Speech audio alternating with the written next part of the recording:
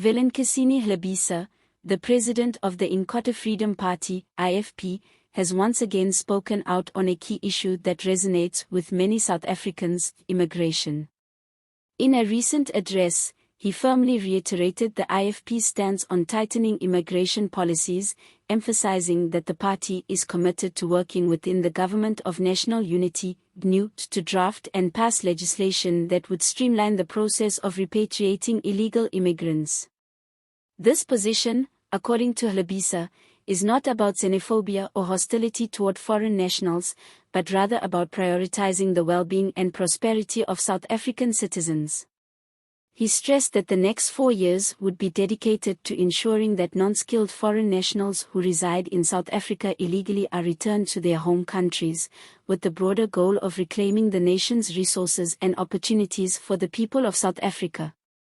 The IFP's stance on immigration is not new, but it has grown more pronounced as public discourse around the issue has intensified. For years, the party has consistently advocated for stricter immigration controls, arguing that the influx of undocumented migrants places undue pressure on the country's already strained public services. Resources such as public healthcare facilities, government-subsidized housing, and employment opportunities are seen as being stretched to their limits. The IFP asserts that reducing the number of undocumented immigrants would help free up these resources, allowing them to be directed toward South African citizens who are in need. Hlabisa's message is one that resonates with segments of the population who feel that their quality of life has been negatively impacted by immigration-related pressures. For example, in densely populated urban areas, there are communities where residents struggle to access healthcare, find adequate housing, or secure stable jobs.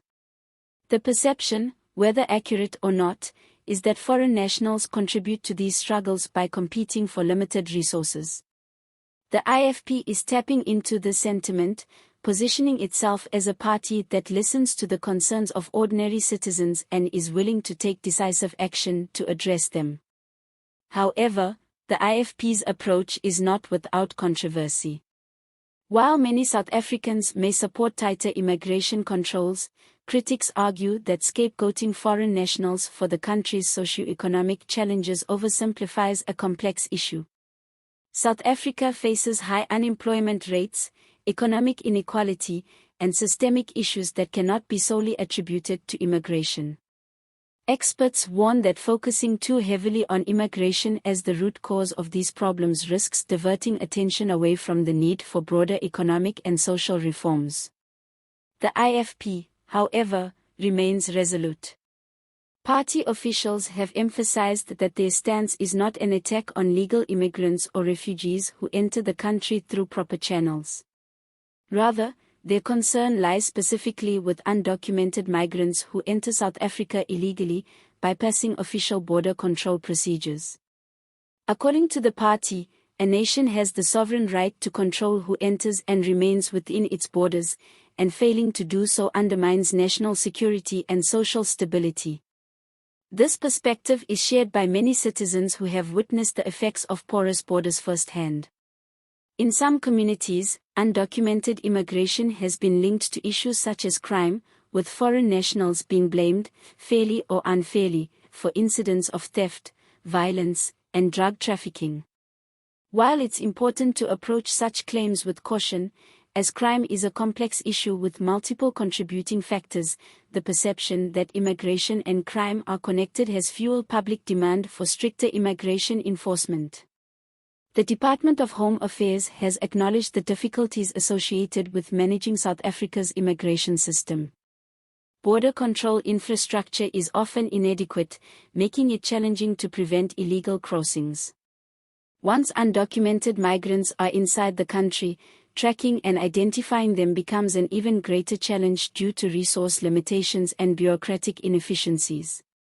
Minister of Home Affairs Aaron Motsoaledi has repeatedly called for legislative changes to address these issues, advocating for more funding, better technology, and streamlined legal processes to enhance the country's immigration management capabilities. The IFP's proposal to fast-track deportations and strengthen immigration enforcement would require substantial legislative reform. The current legal framework governing immigration is complex, with multiple layers of bureaucracy that can delay deportation proceedings. Human rights considerations also play a role, as South Africa is bound by international treaties that protect the rights of refugees and asylum seekers. Any attempt to expedite repatriations would need to carefully balance national interests with these international obligations to avoid potential human rights violations. The political dynamics within the GNU add another layer of complexity to the situation.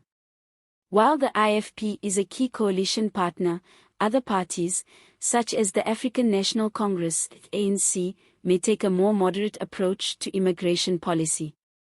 The ANC, for example, has historically emphasized regional solidarity and the importance of supporting neighboring countries through difficult times. This could lead to friction within the coalition, as the IFP pushes for more aggressive immigration controls while the ANC advocates for a more balanced approach.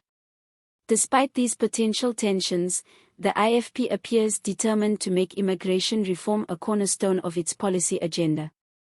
Hlabisa's recent remarks suggest that the party is prepared to push hard for legislative changes, even if it means clashing with coalition partners. The coming months will likely see intense political negotiations, with the future of South Africa's immigration policy hanging in the balance. Ultimately, the IFP's hardline stance on immigration reflects broader societal debates about national identity, resource allocation, and the responsibilities of government. As South Africa grapples with high unemployment, poverty, and inequality, the question of how to manage immigration in a way that balances humanitarian concerns with national interests will remain a contentious and deeply complex issue. For now, one thing is clear: the IFP is not backing down.